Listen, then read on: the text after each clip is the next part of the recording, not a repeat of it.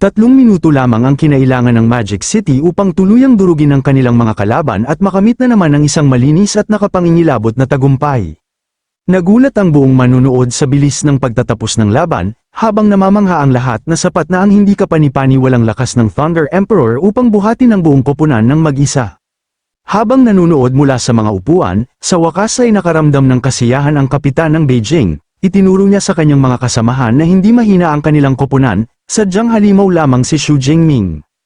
Lumipas ang panahon hanggang sa ika-8 araw ng National University League, at puno ng pananabik ang buong stadium para sa pinakahihintay na sagupaan sa pagitan ng Magic City University at Jincheng University. Sa likod ng entablado, tinipon ni Coach Yang Zhentian ang kanyang koponan upang ipaliwanag ang kanilang estratehiya para sa huling 2 laban. Inutusan niya silang manatili sa kanilang karaniwang pormasayon. Dahil kilala niya ang ugali ng kanyang pinakamahuhusay na estudyante, partikular niyang binalaan si Xu Jingming na huwag maliitin ang kalaban o muling sumugod ng mag-isa tulad ng dati. Sumang-ayon naman ang kapitan na susundin niya ang plano.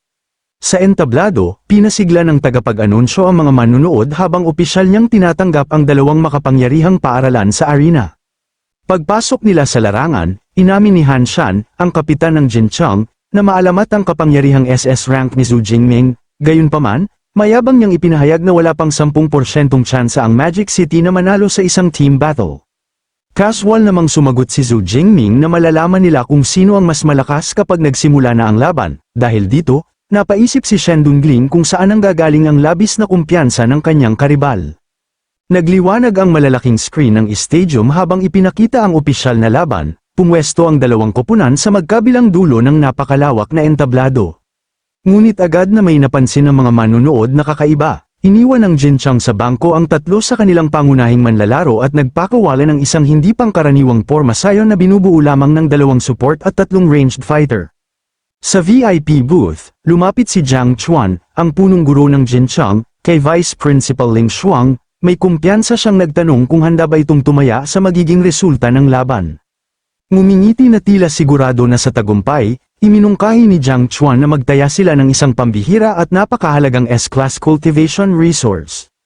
Tahimik na pinag-isipan ni Ling Shuang ang alok, samantala, nanunood si Xu Ping mula sa likuran at natatawang makita ang lakas ng loob ng Jincheng na tumaya laban sa kanilang SS rank na halimaw. Ngunit hindi nagbibiro si Ling Shuang, agad niyang tinanggihan ng mababang pusta at sinabing ang isang S-class resource ay parang barya lamang. Sa halip, iginiit niyang gawing isang maalamat na SS-class resource ang kanilang pastahan. Halos atakihin sa puso si Jiang Chuan sa narinig, namangha siya sa kung gaano kadaling binanggit ni Ling Shuang ang isang napakamahal na pastahan. Napawis naman si Xu Ping habang pinapanood ang usapan at napansin kasing dominante pa rin ito gaya ng dati, dahil kahit isang Tier 8 Grandmaster ay masasaktan ng husto sa pagkawala ng isang SS-class resource.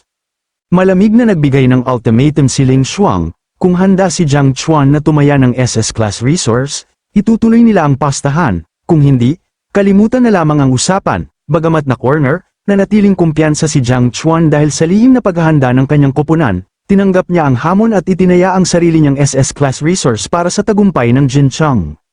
Agad namang napansin ni Xu Ping ang bitag, na pagtanto niyang tusong matandang sorrow si Jiang Chuan at hindi ito papayag sa ganoong kataas na pastahan kung wala itong nakatagong alas. Dahil dito, mas natuwa siyang mauunang masubukan ang lakas ng Jincheng bago pa sila makaharap ng kanilang universidad. Sa napakalaking kayamanang nakataya, umabot sa 0 ang countdown at opisyal nang nagsimula ang laban.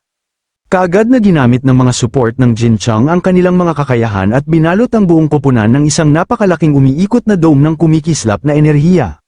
Mayabang na ipinahayag ni Han Shan na ito ang kanyang sukdulang SS rank technique na life sharing. Ipinaliwanag niyang binabawasan ito ng 60% ang lahat ng natatanggap na pinsala habang pantay-pantay na ipinapamahagi ang natitirang pinsala sa buong koponan, na lumilikha ng isang tila hindi mababasag na depensa. Agad na naunawaan ng mga manunood ang kanilang plano, pinagsama nila ang damage sharing at healing support upang pahabain ang laban at ubusin ang pasensya ng kanilang kalaban. Nagulat si Yao Feng na may estudyanteng nakapag-master ng isang SS rank skill, ngunit kalmado lamang si Xu Jingming at inutusan ng kanyang kasama na subukan muna ang depensa ng kalaban. Nagsimulang naghanda si Yao Feng ng kanyang kakayahan, at pinakawalan niya ang kanyang A-rank Extreme Cold Ice Soul ability at nagpaulan ng matutulis at napakabilis na yelong sibat patungo kay Han Shan. Ngunit madaling nabasag at nilamon ng depensibong hadlang ang buong pag-atake. Ni isang gasgas ay walang naidulot ito kay Han Shan, parang simpleng kagatlamok lamang ang pag-atake para sa kanya, at mapanuyang inanyayahan niya ang Magic City na ibuhos ang lahat ng kanilang lakas sa loob ng isang buong minuto. Ipinaliwanag ni Shen Dongling na hindi lamang life-sharing ang dala ng Jin Chang, mayroon din silang tatlong aktibong S-Class Elemental Defense Techniques, dahilan upang maging napakahirap sirain ang kanilang depensa.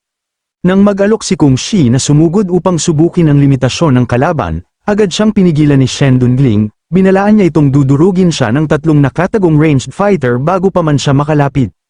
Bagamat naaalala niya ang utos ng kanilang coach na sundin ang pangunahing pormasayon, nagpa siya si Xu Jingming na oras na upang magpakita ng tunay na sorpresa.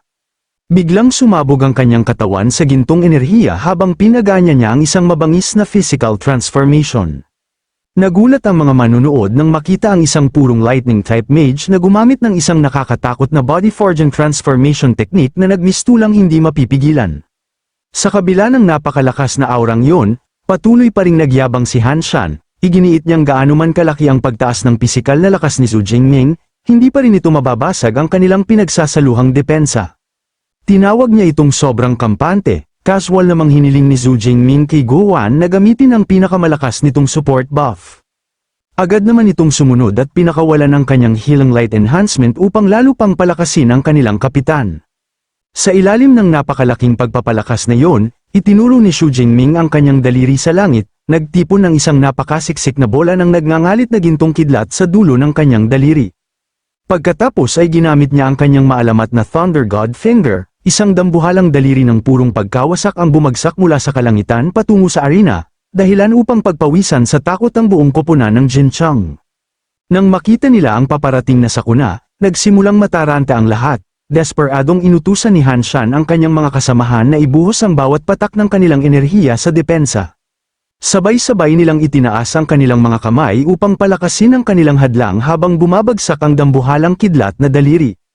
Sa huling pagtatangkang mabuhay, sumigaw si Han Shan at ginamit ang kanyang pinakamalakas na depensibong kakayahan na Life Tide upang seluhin ang shockwave. Ngunit hindi sapat yun, napakalakas ng SS rank na pag-atake, isang napakalaking nakakasilaw na pagsabog ang sumakop sa buong larangan ng digmaan. Napatili ang mga manunood sa pagkabigla at sinabi nilang tila nararamdaman nila ang aura ng isang Diyos mula sa iisang pag-ataking yun. Unti-unting naglaho ang usok, at doon nila nakita ang resulta, ganap ng nadurog ang di umano'y hindi mababasag na depensa ng Jin Chang, nakahandusay sa sahig ang buong koponan habang nakatayo si Xu Jingming ng tuwid at walang kahit kaunting sugat. Kinumpirma ng tagapag-anunsyo ang kumpletong pagpuksa sa buong koponan at opisyal na idineklara ang Magic City Ability University bilang walang dadang nagwagi ng laban. Sa VIP booth, pinagpapawisan ng husto si Principal Jiang Chuan. Hindi pa siya makapaniwala sa pagkatalo at natatakot siya kung gaano pa kalakas si Xu Jingming kapag tuluyan na itong nakaabot sa Tier 4. Sinamantala naman ni Ling Xuang ang pagkakataon, may ngiti niyang sinabi na muli na namang nangunguna ang Magic City University sa kanilang mga karibal. Wala nang may dahilan pa, yumuko si Jiang Chuan at tinanggap ang pagkatalo. Napilitan siyang ibigay ang kanyang itinayang gantimpala. Mabigat sa loob niyang inilabas ang maalamat na SS-Class Red Flame Spirit Fruit at iniabot ito kay Vice Principal Ling Xuang.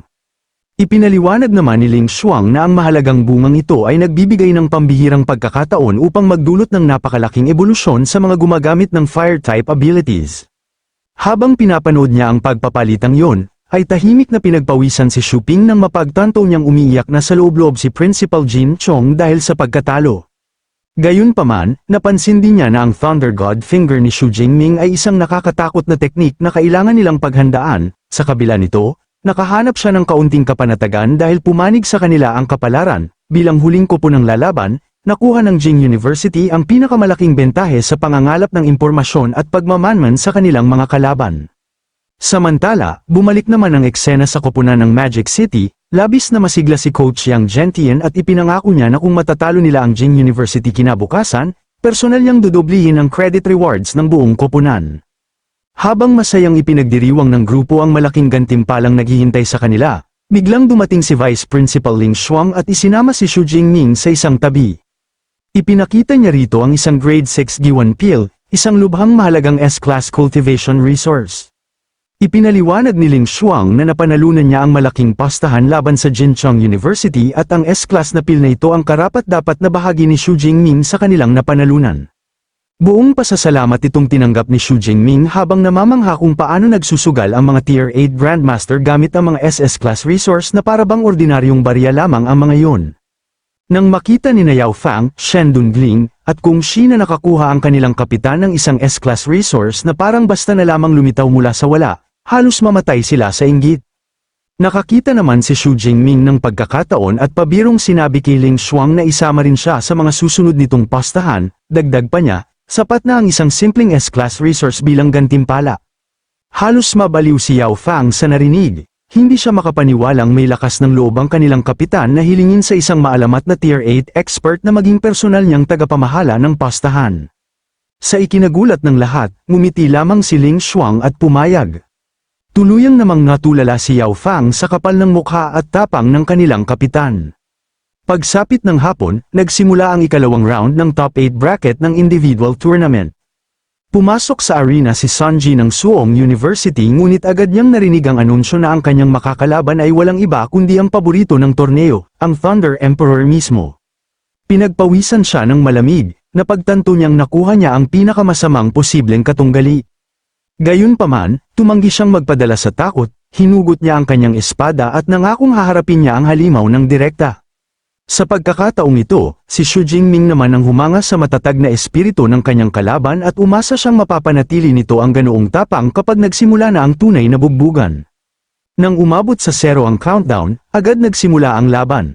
Pinagaan niya ni Xu Jingming ang kanyang Golden Lightning Transformation at sumugod na parang isang bulalakaw. Nagulat si Sanji sa nakakatakot na bilis nito kaya agad niyang ginamit ang kanyang A-Class Enhancement Ability. Nagbago siya sa isang mabangis na dambuhalang tigre na may mga pangil ng saber-tooth upang makaligtas sa unang pag-atake. Kasabay ng isang malakas na dagendong, sumugod siya upang harangin si Xu Jingming.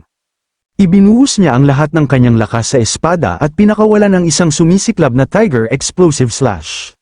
Ngunit ngumiti lamang si Xu Jingming, madali niyang hinarang ang napakalakas na atake gamit ang kanyang sibat, na nagdulot ng marahas na banggaan ng kapangyarihan.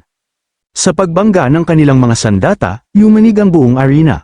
Ngunit ang pisikal na lakas ni Xu Jingming ay sadyang napakalabis, sa isang iglap, nabaluktot niya ang mabigat na broadsword ni Sanji. Sinamantala niya ang pagkakataon at nagpakawala ng isang brutal na ganti na atake, na tumama ng direkta sa kanyang kalaban. Lumipad si Sanji sa himpapawid at marahas na bumangga sa harang ng arena. Dahil sa tindi ng tama, kusang nawala ng bisa ang kanyang saber-tooth transformation. Habang umuubo ng dugo, inamin niyang imposibleng harangin ang harapan ang mga pag-atake ni Xu Jingming. Gayunpaman, ipinagmalaki niyang kahit paano ay nagawa niyang manatili sa laban sa halip na agad tumakas. Dahil hindi na kayang lumaban ni Sanji, opisyal siyang idineklarang talunan at si Xu Jingming ang nagwagi, nakuha niya ang kanyang karapat-dapat na pwesto sa Elite Top 8. Nagwala naman sa tuwa ang mga manunood matapos masaksihan ng isa na namang perpektong instant knockout, hindi sila makapaniwalang nabaluktot ang mataas na kalidad na sandata ni Sanji sa isang banggaan lamang. Agad namang ipinakilala ng announcer ang susunod na laban. Tinawag niya si Yao Fang ng Magic City at ang makapangyarihang kapitan ng Jing University na si Wang Qi. Habang naglalakad sila palabas ng tunnel, sinubukan ni Xu Jingming na palakasin ang loob ni Yao Fang at hikayating makapasok sa top 4. Ngunit napabuntong hininga lamang si Yao Fang, aminado siyang napakaliit ng posibilidad na matalo niya ang isang halimaw tulad ni Wang Qi. Gayunpaman, nangako siyang lalaban siya ng buong dangal hanggang sa huli. Pumasok ang dalawang manlalaban sa arena sa gitna ng nakabibinging sigawan ng mga manunood. May kumpiyansang ngiti si Wang Qi habang tinitingnan si Yao Fang, iniisip na isa lamang itong magandang pampainit bago ang tunay na laban. Sa pagsisimula ng laban, agad niyang ginamit ang kanyang Earth-based physical transformation, kasabay nito, direkta niyang pinukaw si Xu Jingming at sinabing hindi lamang ito ang nakapag-master ng mga elite body forging techniques. Interesadong pinagmasdan ni Xu Jingming ang kalabang gumagamit ng landas ng pagpapalakas ng katawan na halos kapareho ng kanyang sariling estilo. Agad ipinakita ni Wang Qi ang kanyang lakas. Pinakawalan niya ang mapaminsalang Absolute Earth Sandstorm na bumalat sa buong arena ng umiikot at nakakasakal na buhangin. Desperadong kumilos si Yao Fang sa paligid ng larangan habang sinusubukang umiwas at maghanap ng direksyon. Ngunit ang buhangin mismo ang nagsilbing perpektong takip para sa pag-atake ni Wang Chi. Bago pa man makabawi si Yao Fang, biglang lumitaw si Wang Chi sa kanyang harapan mula sa makapal na alikabok. Kaagad niyang pinakawalan ng earth-shattering fake earth slash. Wala ng oras si Yao Fang upang umiwas, desperado niyang ginamit ang kanyang ultimate cold ice barrier upang seluhin ang atake. Ngunit napakalakas ng banggaan, isang napakalaking pagsabog ng lupa at yelo ang sumiklab at agad na naduraj sa milyon-milyong piraso ang kanyang depensa. Nang hamupa ang alikabok, nakaluhod na lamang si Yao Fang sa lupa, opisyal siyang idineklarang talunan, samantala, si Wang Chi ng Jing University ang kinurunahang nagwagi. Sumabog sa palakpakan ng buong stadium habang namamangha ang mga manunood kung gaano kadaling tinalo ni Wang Chi ang isang mataas na antas na kalaban. Marami ang nagsabing ang torneo ngayong taon ay nakapagluwal ng dalawang nakakatakot na halimaw, ang Stone Lord na si Wang Chi at ang Thunder Emperor ng Magic City na si Xu Jingming. Ngumiti si Wang Chi at tumingala sa balkonahe kung saan nanonood si Xu Jingming, malakas niyang ipinagyabang ang sarili niyang instant victory at may kumpiyansang inanyayahan si Xu Jingming sa kanilang laban sa finals kinabukasan, binalaan pa niya itong huwag umatras o matakot. Napatawa si Kung Shi sa sobrang yabang nito at nagbiro na parabang napanalunan na nito ang gintong medalya, ngunit agad na tiniyak ni Shen Dongling sa kanyang mga kasamahan na kapag dumating ang finals kinabukasan, siguradong tuturuan ang kanilang kapitan ng masakit na leksyon ang mayabang na si Wang Chi. Makalipas ang isang oras, natapos ang mahihirap na placement matches, opisyal na inanunsyo ang apat na semi-finalist, si Xu Jingming at Kung Shi ng Magic City University, at sina Wang Chi at Zhu Taiji ng Jing University.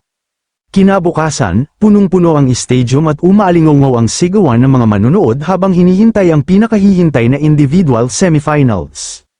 Habang naglalakad sa mga pasilyo, hindi maitago ni Guan at Shen Dongling ang kanilang paghanga sa dami ng mahalagang panauhin, napansin ni Guan na dumalo maging ang matataas na opisyal ng gobyerno. Itinuro naman ni Shen Dongling na kahit ang deputy commander ng maalamat na military legion ay naroon din. Nagkasundo silang dalawa na hindi pa kailanman nagkaroon ng ganoon karaming VIP sa buong kasaysayan ng torneo. May pagmamalaking sinabi si Shen Dongling na malamang ay dumalo ang lahat ng malalaking personalidad na yun upang personal na masaksihan ng SS rank na kapangyarihan ng kanilang kapitan.